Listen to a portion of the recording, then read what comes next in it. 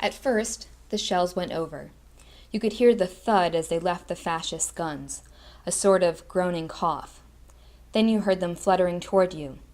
As they came closer, the sound went faster and straighter and sharper, and then very fast you heard the great booming noise when they hit.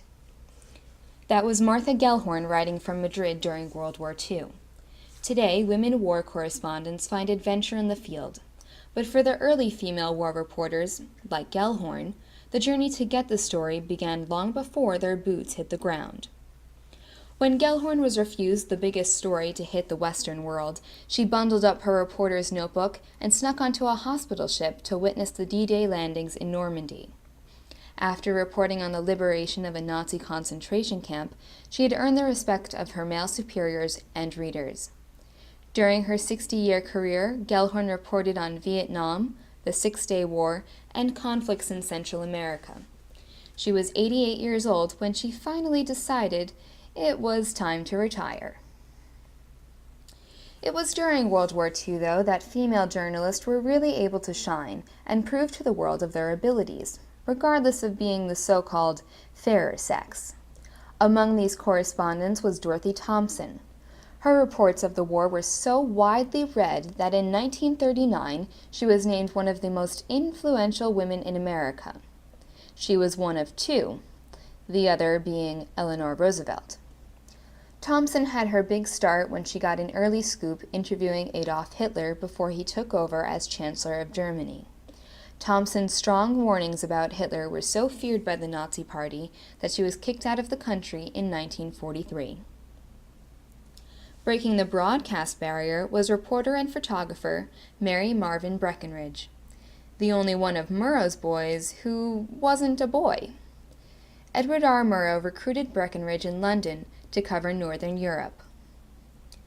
Female war correspondents heard time and time again that combat was no place for a woman.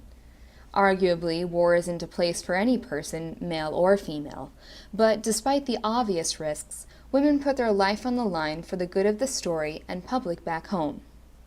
One of these women was Dickie Chappell, who covered World War II, the Korean War, Middle Eastern conflicts in the 60s, and Vietnam, where she was killed by a mine explosion. Chappell was so honored by the men she covered that she was given a full Marine burial ceremony. It was these brave journalists who laid the path for today's women war correspondents. Christiane Amanpour is undoubtedly the most well-known war correspondent in modern times.